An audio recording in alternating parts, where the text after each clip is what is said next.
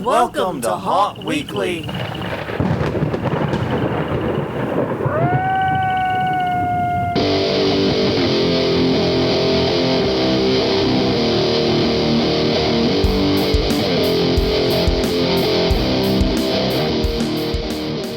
Hello, everyone. I'm Jonathan. I'm Crystal. And this is Haunt Weekly, a weekly podcast for the haunted attraction and haunted entertainment community. Whether you're an actor, owner, or just plain aficionado, we aim to be a podcast for you. And once again, we come to you, whether you're catching us recorded or you're catching us live, whenever you choose to join us. For us, it's Sunday evening. Right. But for you, I hope it's a wonderful day and you're having an amazing time up. We have an episode this week I've been genuinely excited about for some time now. Yeah. I've been excited since you mentioned the concept, and then once I read the notes, I got really excited. Because this is one Crystal has definitely taken the lead on and has done most of the back-breaking labor on. I appreciate that. Right. Give me a wee bit. And this is probably a first of, because there will probably be another one of these where we talk about obscure ones. Yeah. And you found, and we both have this problem when we do show notes, that when we're doing a heavy research episode like this one was, it's so easy to get sucked down the rabbit holes. It is, yeah. Yeah, and for the topic, by the way, was, if you didn't read the 10, is we're discussing fairy tales, and fairy tales for haunters, basically. Yeah, basically. Hoping to maybe inspire you with some new stories and new stuff to learn. And definitely take a moment, if you have not done so, check out our website at hauntweekly.com or Haunt Weekly on Twitter, Haunt Weekly on Facebook. YouTube.com/Haunt Weekly is our YouTube channel. All of the episodes are there. You can go there. You can search. We have a list of the news episodes. It's very easy to parse there, everything. And also you can find us on iTunes, Google Play, Stitcher. They'll show you what they show you. It's a mystery to me how all those platforms work. Mm-hmm. I use only the iTunes podcast app is my podcasting tool. I can only speak for that one. Right. Also, though, while you're at hauntweekly.com, take a minute, swing by hauntweekly.com/COVID-19. That's hauntweekly.com/COVID19. No uppercase, no full tomfoolery, no dashes or anything. It is our list of COVID-19/quarantine resources. It has a little bit of everything. It's got guides to help open up haunted attractions. It's got everything from like disinfecting guidelines, like the Barbasol guidelines, which we got from Code Yellow. Uh-huh. Amazing stuff there, but also just some cool stuff to do while you're stuck on your bum if you're not able to go traveling. Yeah. You want to see the catacombs in Paris? Boom, we got you. Yeah, we should add in some escape games. Yes, we should. That is an excellent idea.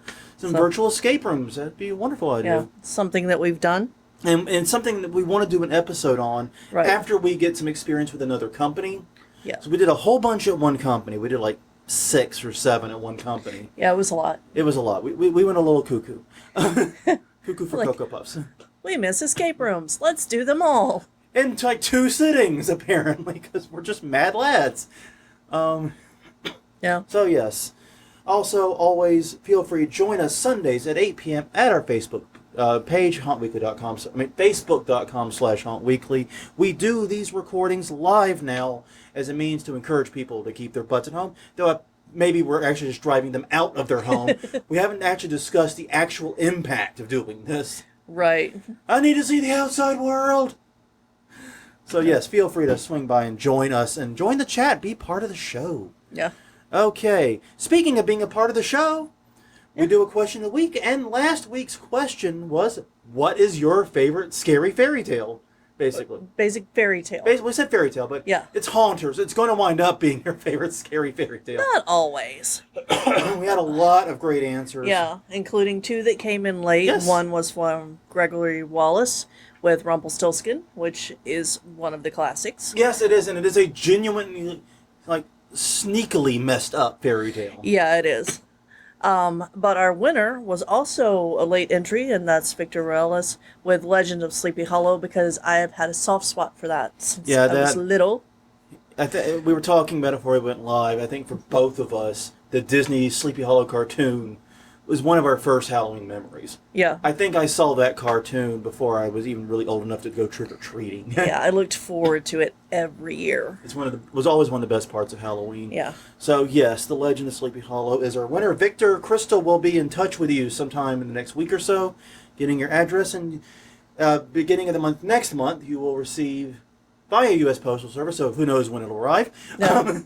a Haunt Weekly button plus whatever oddities Crystal decides to throw in. You've been making things little things to put in there, and it's been fascinating to watch. Yeah, So and no two of these are alike. No, they are not. For those of you who haven't seen it, some of our winners have been tagging us when they get their little packages, and so right now the thing that I'm making are little paintings. That could change at any moment because she's a crafty person, and as a crafty person, the winds blow how they blow. They do. If it fits in a standard envelope and she can make it, she may very well make it. Exactly. How's that? You never know what you're going to get. But that brings us to this week's question of the week. Crystal, this was one you had, so I think you get to ask it and answer first. What is something that people outside of the industry don't know about haunting? So, for me, it's how much time actually goes into building a haunt, even a small one like ours. Yeah. Like, whenever I explain to people how many man hours go into it, and that it's just a lot of the times 2 people, but sometimes it's the whole crew on all hands on deck. They're just mind blown that we spend hundreds of man hours building this. I honestly I believe we spend about 15 to 30 minutes per square foot of our haunt. You're asking me to do math? Well, it's 625 square feet. That makes it about 300 man hours. Oh no, it's more than that. Well, I mean, okay. Yeah. No, I've counted it before. We've gotten to a point, luckily, where we are able to recycle and reuse a lot of things, and that does save considerable time. It does. So that's been very helpful. But if you put in all the time it took to build and assemble and plan everything, and especially if you go all the way back to the initial conversations and diagramming and CAD work and all that. Exactly. Yeah, you get into hundreds and hundreds of hours just for this tiny ass haunt. Yeah. And so I go to these, big mega haunts with like 100,000 square feet and whatnot, and it's obviously mind blowing to me. So that's your answer. Is how much work goes into that. Honestly, was going to be mine, but since you got first dibs, I get second dibs, and mine is related. It's just exactly how much work goes into the safety of a haunt. What goes into making a haunt safe? You are probably many, many times more likely to die on the drive to a haunt, especially if you drive any distance, than you are in the haunt. Yeah. You're far more likely to be injured in the car going to the haunt than you are in the haunt itself. And driving is ridiculously dangerous when you run the numbers. Yeah, I'm amazed any of us are alive. Yeah. So yeah, discuss. But yeah, no. So I think safety is underappreciated by the outside world, because especially when you factor in fire code compliance and all the things that were put in after the Six Flags fire. Right. It's bananas how safe you are inside a haunted house. Yeah. It really is. Yeah. And frankly, that's how you should be. Yes. So yeah, discuss amongst yourselves. Leave answers in the chat if you are live. If you are not live, don't worry. As Victor shows, you can win even if you are a latecomer. Leave your response. Haunt Weekly on Twitter. You can just do an @reply or send us a DM. DMs are open. You can send a reply on Facebook, either on this video or on the actual post when it goes live. We'll get it there. You can also leave as a comment on the YouTube channel, also youtube.com/hauntweekly. Any of those places, leave it, and if we pick it, and yeah, we will send you craft stuff. Buttons made by the Mule Burgers and craft stuff made by Crystal. Yep. Whatever randomness she's making. Seriously, she rotates crafts like crazy. It's hilarious on her weekly craft chat. What are you doing this week? I'm painting this week. What are you doing this week? I'm knitting this week. What are you doing this week? I'm making headdresses. I'm making headdresses. What are you doing this week? I'm doing a floral pattern. Yeah. I lockpick every week. I have a very singular craft focus. Well, now I'm like getting multiple nights for specific crafts. Oh yeah, miniature painting. We didn't bring that one up. You're into miniature painting now, thanks to your brother. Oh, that's what we can throw onto the fire. Yeah. Oh, that's crazy. Okay, moving on. As we're starting this every week, we want to highlight a vendor in the haunt community. It's been a rough time for the vendors too, with all the major conventions canceled or going virtual only. So we're trying to do our part to get some of their names out there and hopefully help them out a little bit. And to that end, this week we chose Scared of My Shadow. I've got to say, we ran into these guys in Hong Kong. Yeah. Specifically, we ran into the Elisa Sikora Kleckner. It's Yes. I always struggle Alyssa. with it. I'm sorry if Yeah. I butcher the name. But they make handcrafted leather masks and unique leather accessories. Right. And this kind of fits in with this week's theme because she has a Cheshire cat and a white rabbit that are gorgeous. I've actually seen her speak at HauntCon on being a woman in haunting, and eventually we'll hope to have her on Yeah, the I'd show. love to have maybe. her on the show, yeah. But she makes her mask with the wearer in mind so that if you wear glasses, you can get ones that will be comfortable with glasses. And I know that's a big concern for a lot of you. Yeah, and it's crazy because they let me try one of the masks on at their booth. Because I'm not a fan of leather masks as a concept due to comfort reasons. Theirs were actually extremely comfortable. Yeah. I would wear their masks, no problem. Yeah. If it fit my character, if it fit what I was doing, I would absolutely positively wear one of their masks. I don't think I would have any issues with it. Right. Because of the way it goes. Even with my weird, messed up, shaped head, where I have to buy custom masks for just going like 20 COVID masks. Right. You know? Just those kind of like, Yeah. I have to buy weird things because like the standard ones want to rip my ears off. No. Yeah, they do. It's quite uncomfortable. But no, her masks fit amazingly well. They were comfortable, supple is the word. Yes. Supple leather. Yes.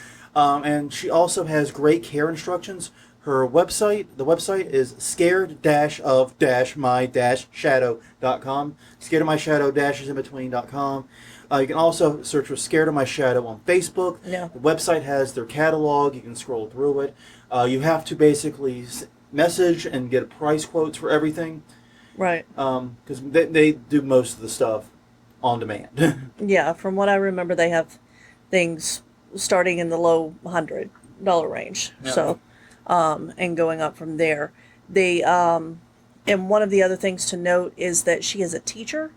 And so she is always willing to talk to you about her process if you meet her at a conference, and share material ideas. Like she makes all of the antlers and horns and things herself and will share that knowledge. Yeah, this is a great example of doing one thing, but doing it extremely well and doing it extremely broadly. Basically, makes leather masks and costumey bits for haunts and theaters and things like that, and covers the whole gamut and just does it super well. Yep. That's it. It's amazing. Once again, that's Scared of My Shadow. Check them out. A few housekeeping notes before we kick into the meat of the show, if you will. I have a new mic. Yay. And Crystal will have one like this next week. And the reason we're switching the mics out is because I got this one because the one I added previously was not really picking me up, or anything up for that matter. Yeah. So what I did is we found another one, and then I did a few test recordings with it, saw the audio, and if the audio for this podcast looks anything like the test recordings we did, Right. I'm going to sound angelic. I don't Women know. will swoon over the sound of my voice. I will be. There's possibly some men too. That's I'm into, but yeah, on the recorded version, not the live version. So Yeah. this is an area where the recorded people are getting the benefit of our improvements right now. Yeah. So, yeah, but no, this mic, it was amazing, and I immediately, after doing those recordings, ran back inside and bought another one for her. It has not arrived yet. It will arrive Tuesday. Expect that to be done then. It's just a great mic, so I'm happy about that. I Right. think that's the only housekeeping we got, though. Yes. Only thing we did new. Also, once again, before we jump into the meat, I want to highlight Grim Trails Haunted Attraction in Louisville, Kentucky. We got a great comment by Courtney Myers, who pointed out that this exists. I was Yep. unaware of it. We've never actually been to any Kentucky haunts, have we? No. No, they were on our list for 1 year, but that kind of didn't got work. squashed. Yeah, that didn't work out for familial reasons. Yeah. Not worth going into. But long story short, too, like, this is a 92,000 square foot outdoor attraction centered around fairy tales. Yes. And you can, right now they have not announced, they're in the Louisville area. They have not announced their dates or anything for 2020 yet. They're like a lot of people. They're probably just sorting and trying to figure out what's up. Right. But if this topic, the idea of fairy tales and haunting, interests you, Definitely check them out if you're in the area. It's grimtrails.com, 1M, grimtrails.com for more info. Yep. All right. So, I guess we should get into it. Yeah. We should, and we have our own little white rabbit sneaking in and trying to cause a ruckus. Yes, and we don't have treats for We him don't have out here treats, right and we now. don't have anything I can, distract him with. So sorry about that. Yeah. But, okay. So, we'll get into it. Fairy tales and haunting. Like I said, this is one you took the lead on, so All right. Continue with taking the lead. So, the other names for it are Wonder Tales and Magic Tales. These are definitions so that we can set, because there's a difference between legends, folklore, and fairy tales with people who actually study this stuff. Because, yes, those people exist. yeah. And most have magical creatures, including dragons, elves, and talking animals. Can you talk? No. If the cat could talk, all it would do is say, "Open the door." Yes, and let It me would out. only know 3 words. Yeah. But most have happy endings, at least the modern ones do. They take place in a different world time. Once upon a time is Cliched, yeah. often the intro. So that's basically what we're working with here. Yes. For fairy tales, they actually started a long time ago. Basically, since we've been recording history, fairy tales have been Yeah, around. and that's one of the things I find interesting. It's like, basically for as long as we've had any form of writing, Yeah. one of the first things we were writing, other than apparently business complaints, because the oldest written thing we have found, oldest written letter goes all the way back to the city of Ur, I think it was. It was a complaint about the quality of copper at a shop. I'm just saying, that remained remarkably consistent. Yeah. If that had been put on the Sumerian Facebook, it would just be perfect. It would become full circle. Yeah. But basically, as long as we've had any form of writing, any form of written communication, we've been writing fairy tales down. Yeah. Yeah. That's And they probably they had to have existed before that as oral traditions. right, exactly, and they did. They existed as oral traditions. They are told all over the world, including the same stories. Yeah. Are told all over the world, which is interesting. And that, once again, one of those weird things, like every major cultural center has dragons of some stripe. Yeah. We don't know how, we don't know why, Right. but a lot of those same stories made it to all kinds of parts of the world. Sometimes they have a local twist or whatever, Yeah. but the same stories. And this is one of those things that has fascinated me since I was a kid. Yeah. Is how did the concept of like a dragon or a vampire Yeah. get everywhere? You Yeah. know, it's just fascinating that how word spreads. Yeah, it's incredible, and we tend to think of like people 6,500 years ago, not 65,000, Yeah. 6,500 years ago, Yeah. as being, primitive or whatever compared to our internet lifestyle now. Yeah. But obviously, they found ways to get messages and memes throughout the world. Yeah. These were memes Or- before they were memes in a way. Yeah, they came up with the same answers for the same things they couldn't explain, which is just impressive. Fascinating. But anyways, Yeah, but yeah, and the genre was really first kind of niched out, it became its own niche during the Renaissance era. I'm not even going to attempt to say that name. Author Giovanni Francesco Straparola Straparola.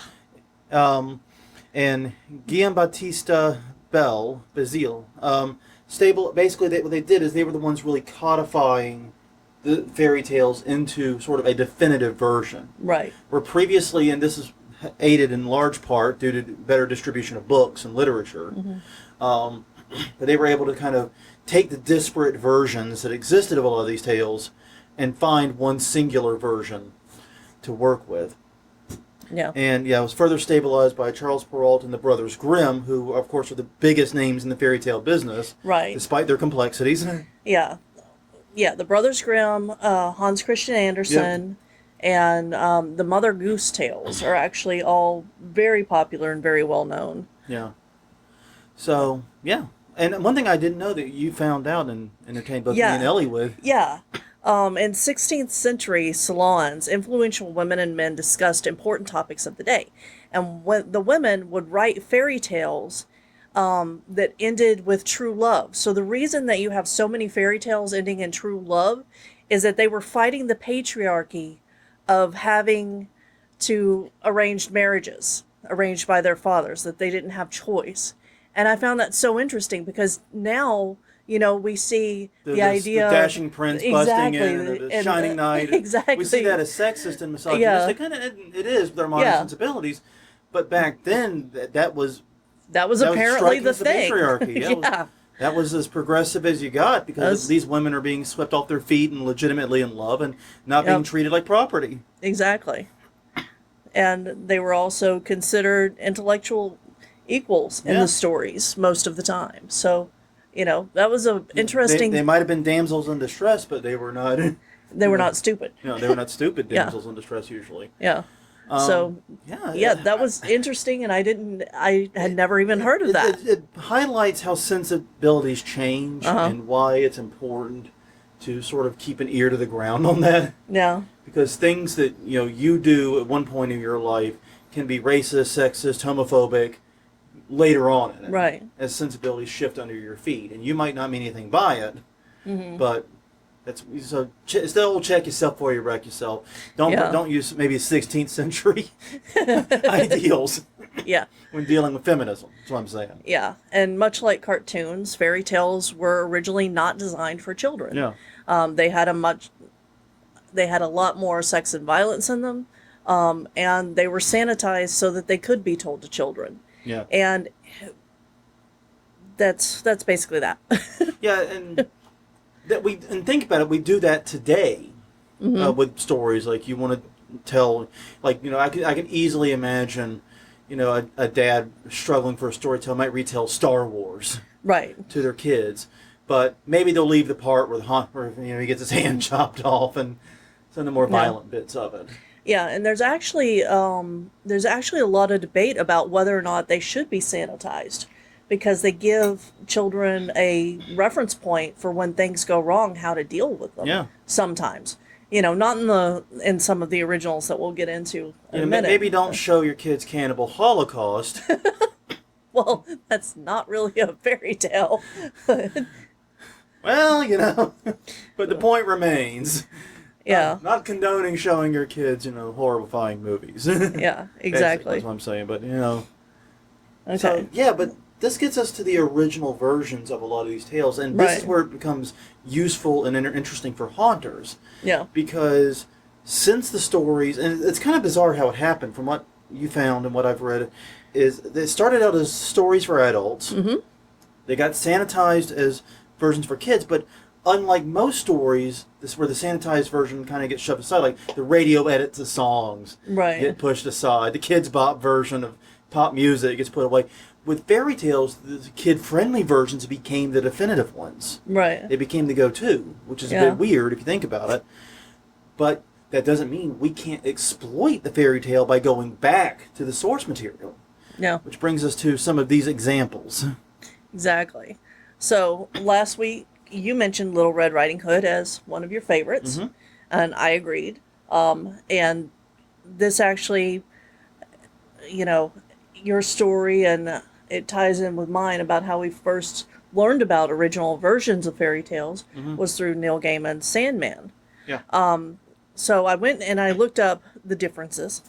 So for Little Red Riding Hood, the wolf actually, after he kills Grandma, he doesn't just swallow her whole in the original. He pours her blood into a cup and slices her up and puts her onto a cutting board and feeds her to Little Red Riding Hood. Yeah, in the Sandman series, it was referred to as baking her into a bread type thing and slicing her that way. Yeah. So you think like a grandma loaf being sliced. Yeah, and that's a little bit different from the version that I found that was actually a meat tray. Oh, a grandma charcuterie board. Exactly. Yes. Can I get you some crackers with it? Exactly. So that was interesting. There's also his giggle loops. I flipped the giggle box on that one. Sorry, guys. But yes, so then the story continues. After she eats her grandma, he persuades her to get naked into bed with him Yeah. before he eats her. So that idea, though, of carving up grandma and having like pieces of human on tables is definitely usable in a haunt. And it's even usable in a haunt with a big werewolf, or which sometimes it was a werewolf and not just a regular wolf. Yeah. You know, that's definitely something that you would see in a haunt. It would fit right in. It blends in pretty well. And yeah, Yeah. I'm like you, I can see a lot of Red Riding Hood scenes be very, very compelling and very scary, especially, like I said, going back to the source material. Because the Brothers Grimm cleaned it up by adding that woodsman that like kicks in the door and Exactly. shoots the wolf, bang, or crossbows the wolf. One or the other. Choose your sound effect. The other one was slices it from stem to stern, basically. And since in their version the wolf swallowed Grandma and Red whole, And then they're Grandma, still like, leaps alive. out. Yeah, Grandma leaps out. Red leaps out and immediately starts throwing stones into his intestines to sew it up, so that whenever the wolf, who somehow miraculously survives this, Being wakes quartered. up, he can't move because his belly's full of stones. So, you know, I don't think the Brothers Grimm were good on biology. no, No, I don't think they were. I don't think they really understood biology. yeah, And one thing you found out was that there was a sequel. yeah. That's one of the most interesting things, was that there was one, and basically, Red doesn't talk to the wolf on the way to Grandma's. Grandma doesn't let him in, and they trap him or trick him into getting into the chimney and falling into a boiling pot of cauldron, basically, of water. A stew or laundry Yeah, cauldron exactly. or something like that. Yeah. Yeah. So, which, cauldron in a house could also be Yeah. incorporated. And there's a lot you can work with in that story. And Yeah. if you go back to the source, if you do the cleaned up version, there's not a whole lot there that's really No. very scary, because that's the whole point, is they sanitize it so it wouldn't be too scary. Right. Now, The Little Mermaid was interesting too. Mm-hmm. You found this one out. It was the original one was basically it was a quest for an immortal human soul. Right. Yeah, because mermaids turned into sea foam when they died. she Humans wanted got to- to live forever. Okay.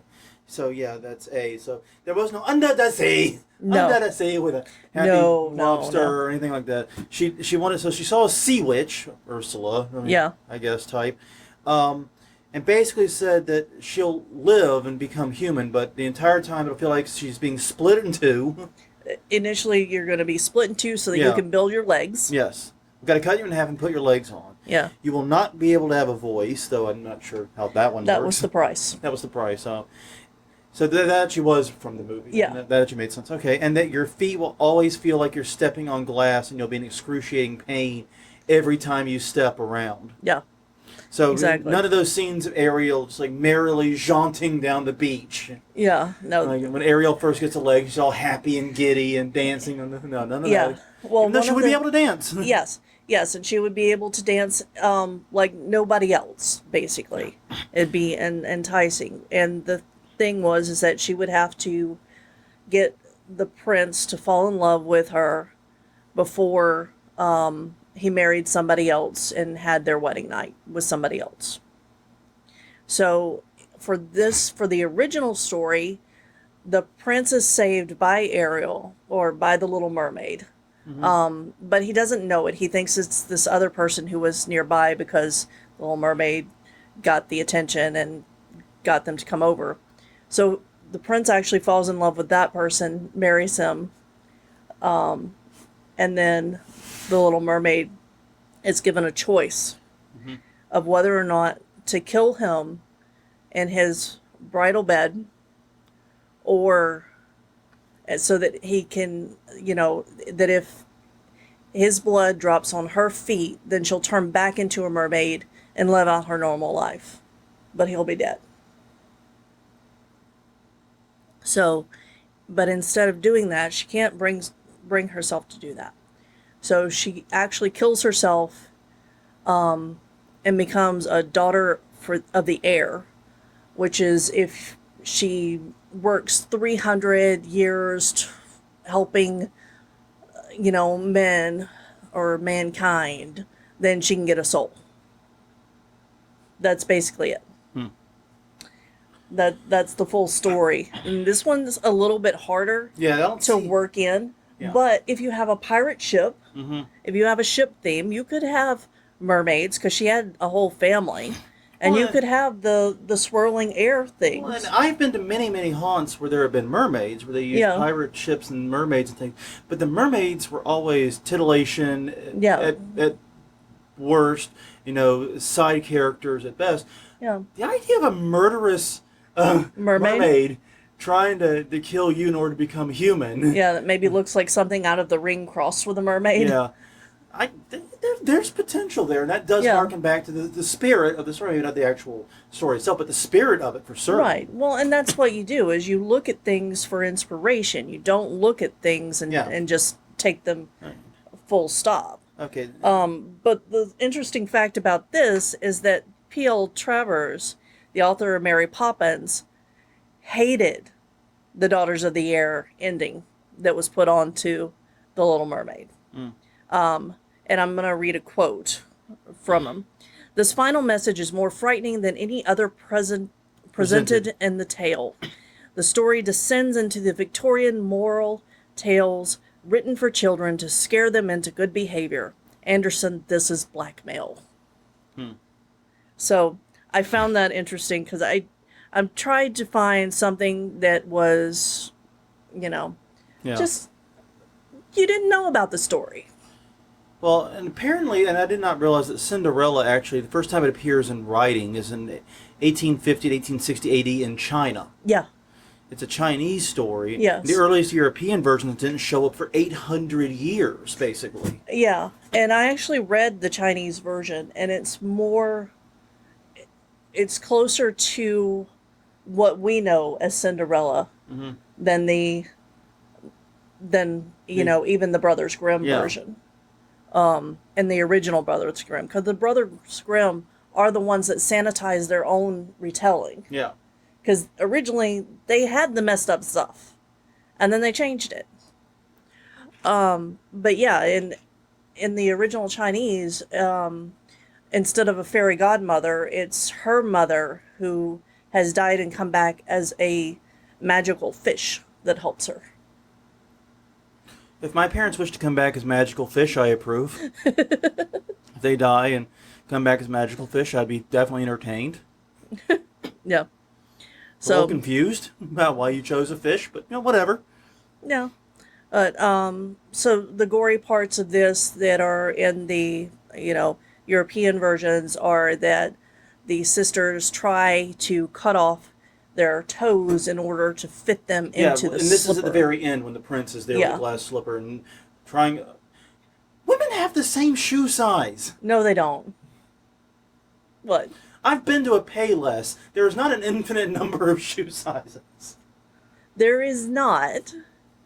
But I cannot wear Ellie's shoes. I would have to cut off my feet. But I'm just saying, if you went the whole kingdom with one shoe, you would find someone that it fit that wasn't Cinderella. Yeah. Women, there's not an infinite range of shoe sizes. It's not like every shoe is a custom job. That's true. That would be a different story. That would be the. But the gory bits happen there as the sisters mangle their feet, cut off their mangle their feet, cut off their toes, do things like that to try to get in. And I could easily see a scene where the sister's there, pretending to cut off her toes or trying to sew them back on or something. Right. And then use that. This was your idea for the record, and have that become the distract to a startle from the other side. Yeah, exactly. Because that's something that's just messed up enough that people would really hone in on it. Yeah, I mean, if I saw someone sitting there trying to sew their toes back onto their foot, I would definitely be looking at that so that the stepmother could come crashing from the other side and scare the crap out of me. So. Yeah. And then, of course, this brings us to the Legend of Sleepy Hollow, the last of the ones we're going to do this week, right now, at least, as far as the retellings. But, yeah, basically, the idea of the Headless Rider is ancient beyond belief. Yes. I think as long as man has ridden horses, we've had Headless Rider tales. Yeah. But yeah, they can go all the way back to the Middle Ages and then some. But in most cases, it involves someone who's a Grim Reaper-like person riding while holding a head. Yeah. Now, the idea of the pumpkin instead of a head and holding the head or whatever, that's Right. different. But that's from Sleepy Hollow. But Yeah. the idea of the Headless Horseman is literally ancient, quite literally Yeah, ancient. it's one of the most often seen representations of the Grim Reaper. Yeah. I didn't realize that. Yeah. We in the Western world tend to think of him as the tall dude. With the sickle. With a sickle and the smashing black robe. Yeah, yeah, exactly. But this one's a good one to look at if you want to learn how to weave your local history into a legend. Because that's basically what Irving did here. Yeah. He took some factual things and put them with, this myth of the Headless Horseman and came up with the story. Yeah. And a lot of areas, and I know that up near your parents, there's a legend of a Headless Horseman too, that's completely separate from Sleepy Hollow. Yeah, well, the one that I know the best is the lady in white that lives on the campus at Northwestern. But yeah, these types of tales are not uncommon. No, And not at you all. can weave it with something from a fairy tale, something like this, very, very easily, to make something that's local, but still very much connected to the stories we all know. Because like the idea of the hero's journey.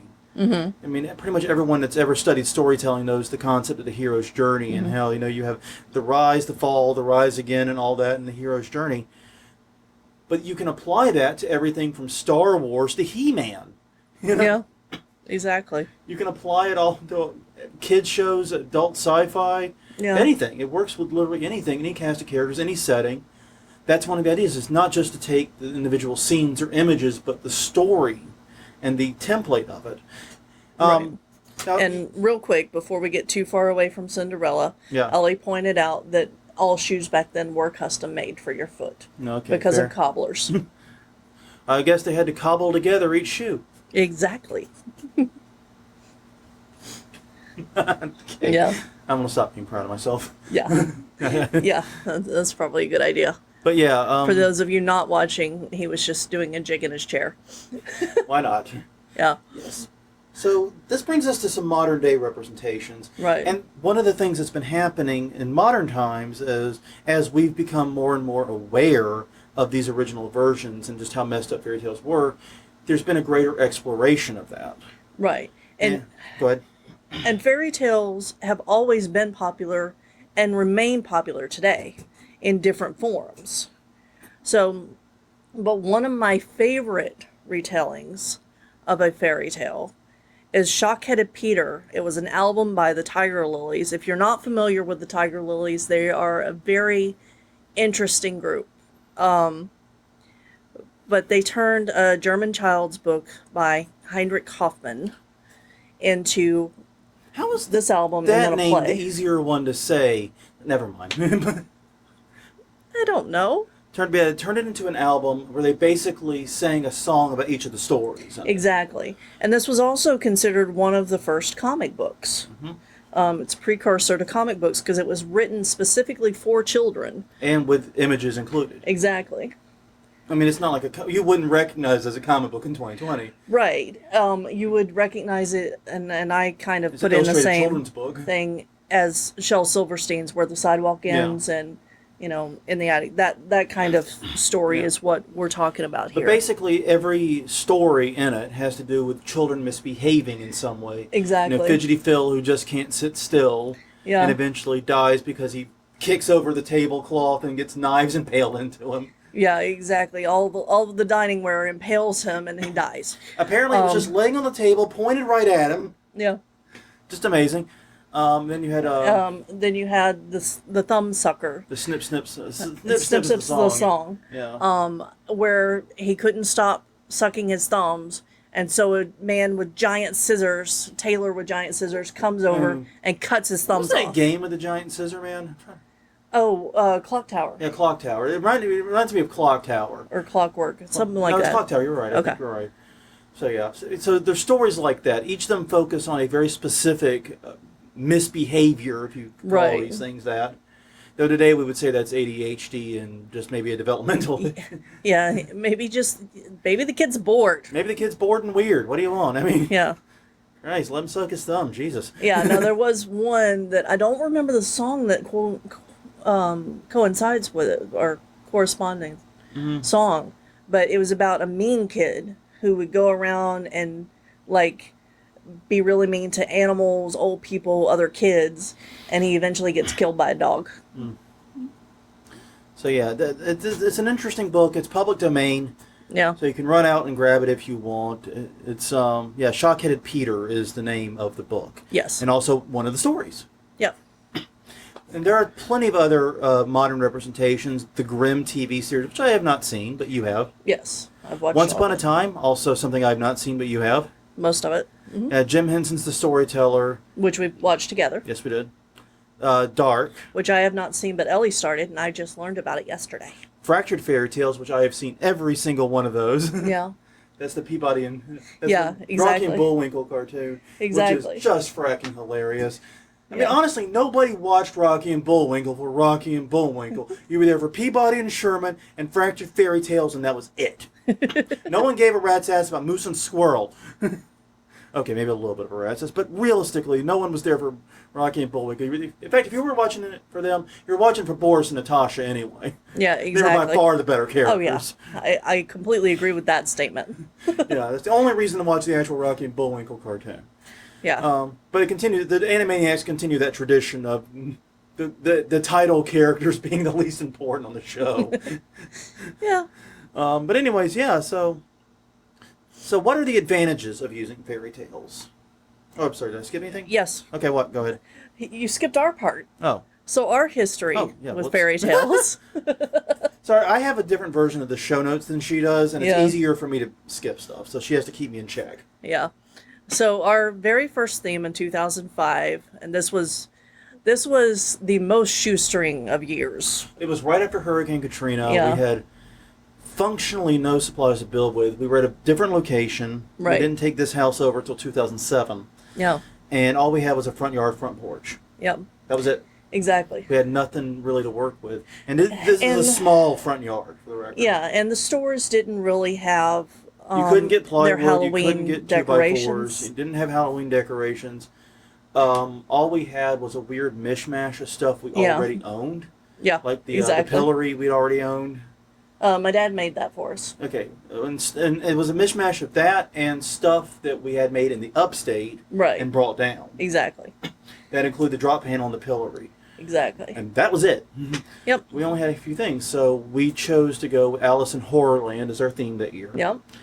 And It's the only time we've used a story that was not our own. the reason we chose it was largely because we had the stuff. Yeah. I had a white mask Mm-hmm. from somewhere that I just put ears on. We had a pillory, and we loved the story of the Jabberwocky, which is Yeah. built part of Alice in Wonderland, and we knew we could use that. But Yeah. frankly, we had the stuff. We had the costume bits. It was very easy to make painted mushrooms and things. It was stuff that we Mm-hmm. either had everything we needed or could trivially make it with the supplies we had. Yeah. Because you got to realize, this is October 2005, 2 months after Hurricane Katrina, basically, Yeah. has passed. And we're trying to assemble this. It was rough. And we were working very, very limited and having to build everything, kind of as we went here. Right. And, it was easy to take a regular Alice costume and make it bloody and scary because And one we other- had played American McGee's Alice, Yes. which is, A great video game fairy we can tale play. into A horror video game, yeah. into a horror video game. The first one has a lot of bugs. Play the second one. Yeah.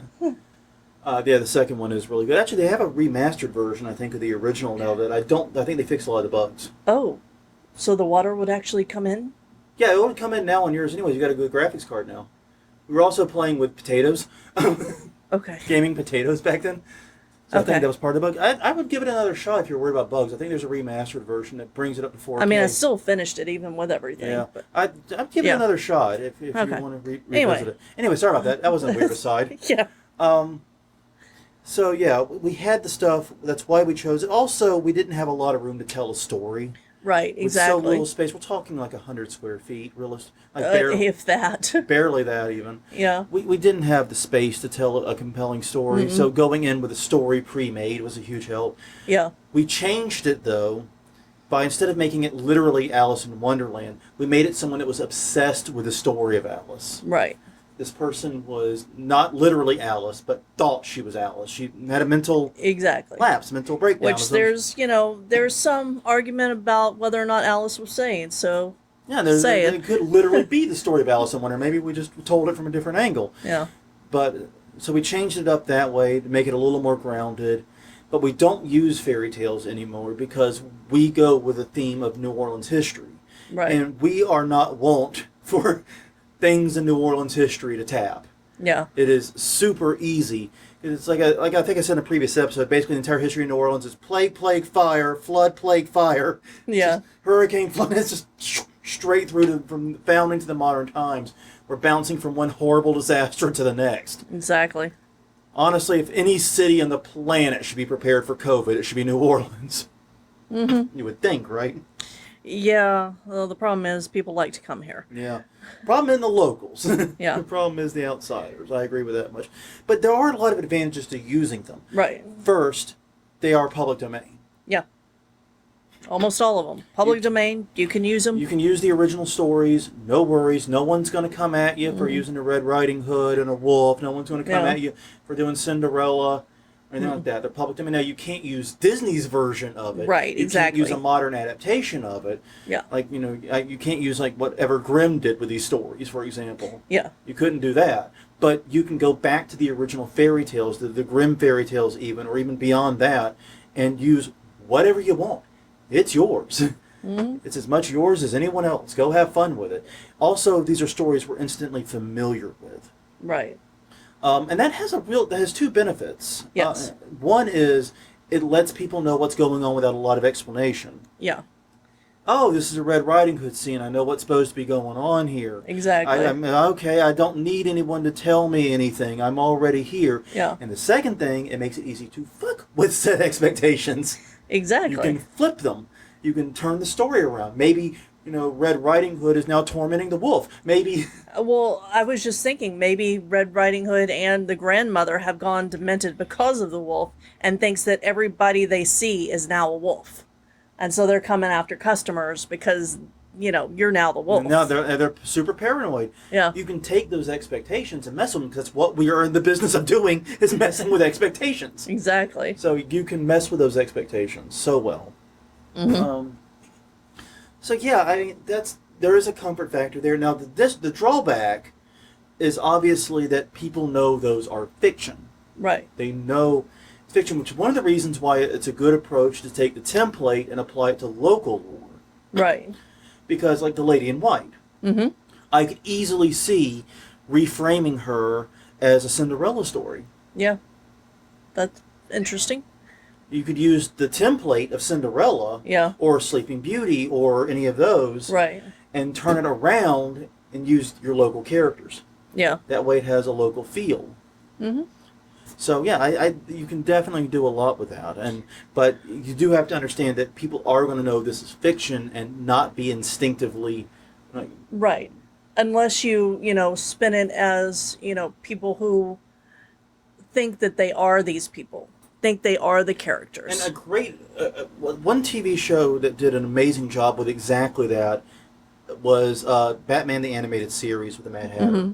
When he took over people's minds using those weird cards and made everyone believe there were characters in Alice in Wonderland. Yeah. It was a very cool episode. Mad Hatter was always one of my favorite villains. Yeah. And super underutilized. I guess he had too much overlap with the Riddler, but whatever. Yeah, he's been in both Gotham and He's been in the Batgirl. video games too. He's been in Arkham Asylum and all those too. But I never thought he was used. He's never as a top tier to villain. the- He's never yeah. he's never pushed as a main villain. He's always a sideshow, which is unfair. I mean, I like my Penguin and my Joker and them as much as the next guy, but Right. come on, man, give some room for the Mad Hatter to shine. I mean, you made a whole movie for Mr. Goddamn Freeze. Yeah. Nothing against Mr. Freeze. He was way cooler in the animated series than the movies, though. Let's be honest. Right. the bald genius dude is way cooler than the guy that just makes ice puns. I mean, I love puns. Right. But come on. That's just cold. You're getting frosty over there. Yes, I am. And you're getting snowball. Yes, I know. Yes. Anyways, so how to use fairy tales? I think the best way, and I'm guessing you agree because you put it in the notes. I'm guessing you agree. Yeah. If you're lying and in your show notes, we might have something else to talk about. Yeah. Is to make new ones. Take the formula, use the template, but either flip it on its head in some way. Make the heroes the monsters the heroes, or whatever, or apply that template to your local legends. Yeah, exactly. Sleepy Hollow is an easy one to apply to any local legend if you're in a rural area. Yeah. You can take the template of it and apply it to anything almost. Because it's a very straightforward story about a guy getting away from a headless rider. Right. It's an escape tale. It is. And you can also look at your local lore and make a full fairy tale out of it. Yeah. You know, there's the Mothman. I can't remember which state it's in, but... Well, there was Lizard Man in South Carolina. We have the Rougarou. Yeah, the Rougarou here. And here. So, yeah, everywhere's got mythical. Lizard Man was the stupidest fucking... And the Leprechaun! The Leprechaun that was in... I can't remember what town it was. Uh-huh. Oh, no, God. But, yeah, every area has their own cryptozoologic, fling, so find yours. Yeah. It's an easy thing to do, and you can apply a fairy tale type of outline to it. But yeah, basically, do what Disney does, which put a heavy focus on the villains of the stories. The villain's Right. always the most compelling character. It is. They are. I mean, and that's just because they are the ones that, you have to... You're supposed to identify the hero as yourself, so you're supposed to put yourself into the hero shoes in a story. Exactly. But the villain is the character that's supposed to get fleshed out as your antithesis, as the enemy. That has to be a whole character that you don't identify with, even though I often do wind up identifying with. Oh, yeah, I like the villains much more. I mean, come on, Scar from Lion King? Yeah. Guy had a point. Yeah. Yeah, you know what his political speech was? Back me, and I promise you won't starve. Yeah, exactly. Well, no shit, the hyena supported him. It's a pretty compelling case. It is. Just saying. Anyways, yeah, but be careful when using these stories. Make sure they fit modern sensibilities. Right. Make sure you're not doing anything unintentionally offensive. Yeah. Yeah, because we've seen it done at least once. Yeah. Well, at least twice with the same story. Yeah. Where the evil queen was turned into a drag queen. A queen, yeah. I mean, Yeah. A drag queen. And it's just... Ugh. Yeah, it's like, Come on. that's not scary. No, You know? the idea of a person being not standard, not following gender norms is Yeah. not scary. No. Especially to a New Orleanian. Yeah, exactly. I mean, there's nothing scary about that. So, So anyways, so yeah, just focus on that. But yeah, I think you can take a lot of these stories, and my best advice, and I think this is something that we've learned a lot this past week, is if you want to add a fairy tale component to your haunt, the best thing to do is skip the Brother Grimm's version, go as far back as you can get, and get whatever original versions you can. Yeah. A lot of them are available online, a lot of them in multiple translations. yeah. Now, there is a book of Brothers Grimm where they have the original and the sanitized. Oh, okay. I did not know So- that. That is interesting. Yeah, I believe we have it in the house. Oh, well, I would buy that one then. Yeah. And then read the left-hand page. Yeah. Yeah. Yeah. Read the non-sanitized versions, because there's a lot of messed up stuff. So this brings us back to the weekly question. Oh, hey, we are done with fairy tales for the week. I'm sure Yes. we're going to come back and talk more about this topic, because we are very big on storytelling and haunting, and so this is a natural mishmash for us. So the weekly question this week, though, was, what do you think the general public does not grok or understand about haunting? Okay. We had 2 answers this week so far. Chris Gay said outsiders definitely don't know that they started planning and preparing for this year's show last September Oh, 2019. Yeah, I got to be honest. Like this is something that kills me. Like when we canceled last year to do road work, Yeah. I was calling the city in like early mid September, trying to get an answer on what they're going to do with our road. Well, we started talking In to them July. as soon as they started. Yeah, tearing it up. And when they started tearing it up, they said no worries. But then when we realized that there were worries, Yeah. I started getting back in contact. And what they didn't grok was I have to, I'm even with this home haunt, if I'm going to pull the trigger and cancel, I have to cancel in September. Mm-hmm. And we're like, we can cancel as late as possible. That's about it for haunts. There's so much that goes into it, and the planning and the execution process. And yeah, next year's show, you begin planning even before you've opened this year's. Right, exactly. Always, yeah. This is a 365 thing. Yeah. This isn't something we just do 6 weeks a year. No, it's not. Okay. And the second answer was from Michael Datto. Outsiders don't know anything. Ha ha. Ha ha. Those silly outsiders. Yes. Let's mock them. Ha ha. Yeah. Ha ha ha ha. Yeah. But one of the most surprising things that outsiders don't know is how hard it actually is to do. The wear and tear on the night a night of haunting takes on the human body is nothing short of astounding. The body, the voice. Yeah. Yeah, because we just die afterwards most times. Yeah, it's always weird because on Halloween night, our last night, we always make a big deal to plan something with the crew afterward. We're going to go to a local bar, or we're going to go somewhere. Yeah. One of the advantages of not working with kids. Yeah, one of the advantages Mostly.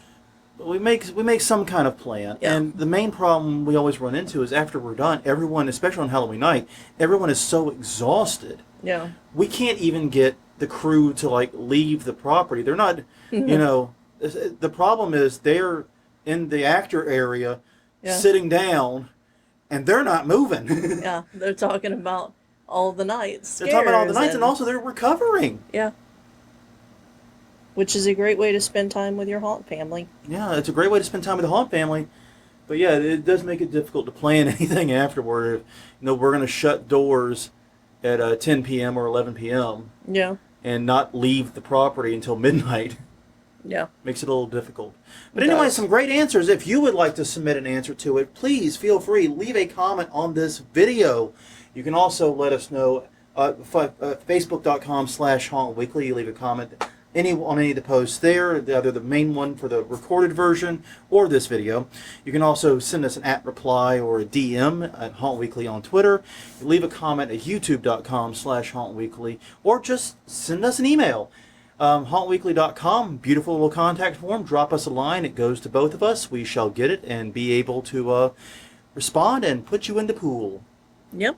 All right. Well, thank you very much to everyone for answering and all the great thoughts. Yeah.